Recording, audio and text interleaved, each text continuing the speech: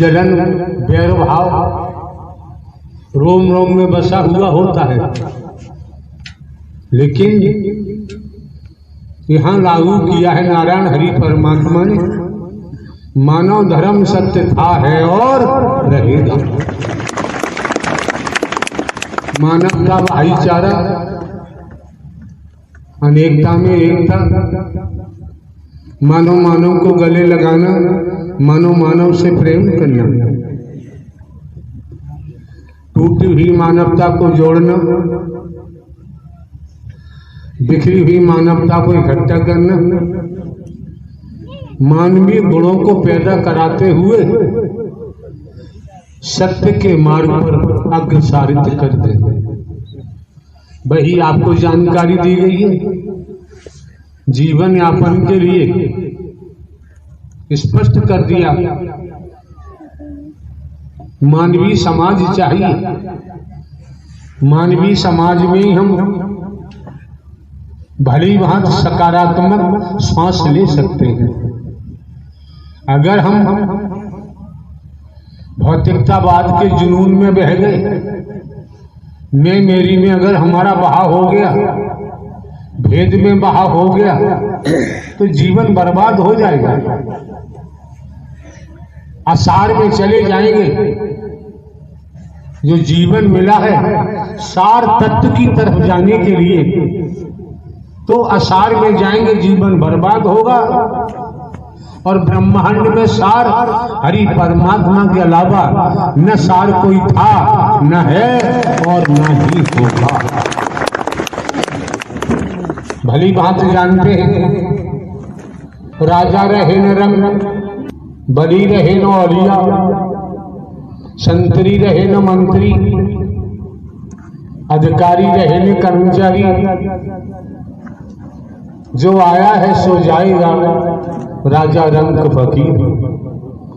हम आपको किस्सा भी सुना सकते हैं, भले ही हमने कभी स्वाध्याय नहीं किया है, कोई अध्ययन हम नहीं करते हैं, जैसे हैं वैसे ही आपके सम्मुख एक घरकारा चौकीदार बनकर आते हैं। आने वाले महापुरुषों के आत्मा देव का दर्शन भी हम करते हैं। हम आपके ऊपरी आवरण को नहीं देखते हैं, ऊपरी आवरण देखना हमारा काम नहीं है। इस संसार का प्रचलन है, दुनिया का सिस्टम है, कौन किस रूप में क्या करता है, हर किसी का अपना अपना कर्म होता है। हमारे द्वारा अनेकों बार अनगिनत बार पूर्व में भी कहा गया है, भले ही हमारे कार्य चौकीदार बन के काम करते हैं, स्पष्ट कहा है नारायण हरि परमात्मा ने संसार को कर्म करने के लिए स्वतंत्र छोड़ा हुआ है, भोगने के लिए परतंत्र है। इसमें संदेह नहीं है। जो निज स्वार्थों में डूबे हुए हैं, जो रागी है, राग हमेशा भोग में ले जाता है और भोगी का सर्वनाश होता है। आपको शिक्षा, आपको ज्ञातव्य कराया गया है, आत्मिक अनुराग पैदा करो, सद्ज्ञान दिया जा चुका है। आत्मिक अनुराग से ही वह जागृति पैदा होगी, वो जागृति जन्म लेगी, जिससे आत्म कल्याण का हमारा मार्ग प्रशस्त होगा। लेकिन हम जैसे फॉर एग्जाम्पल एक मिसाल के द्वारा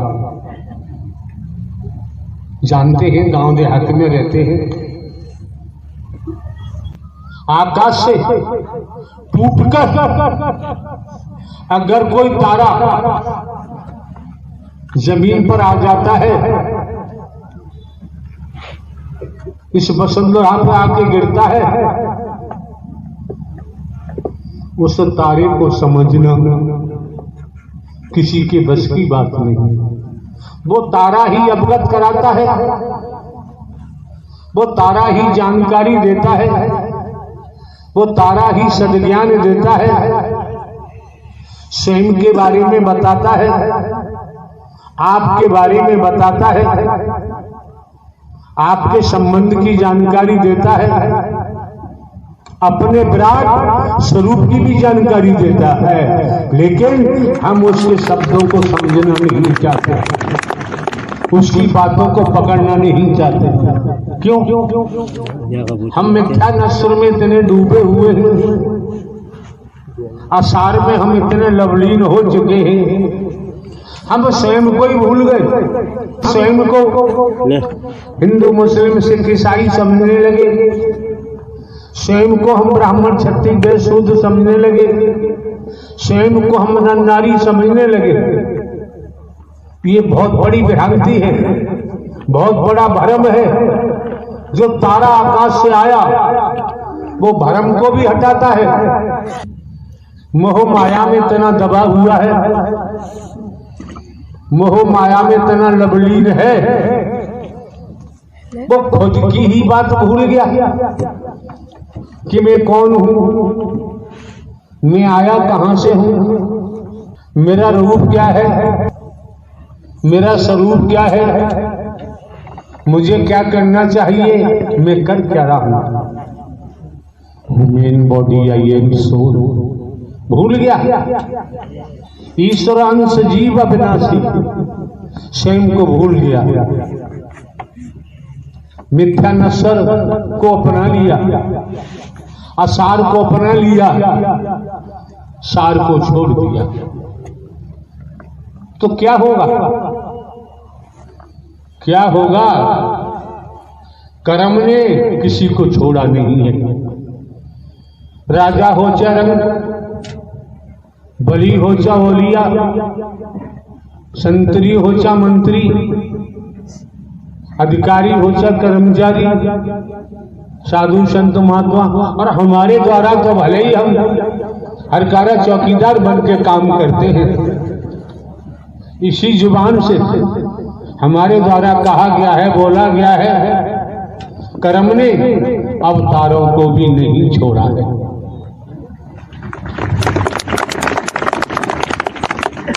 वैदिक काल का इतिहास उठा के देखो, कर्म ने, जिन्हें शंकर ब्रह्मा विष्णु राम श्री कृष्ण कहते हैं, देवी दुर्गा हनुमान जी कहते हैं, काल भैरव कहते हैं, इनको भी नहीं छोड़ा।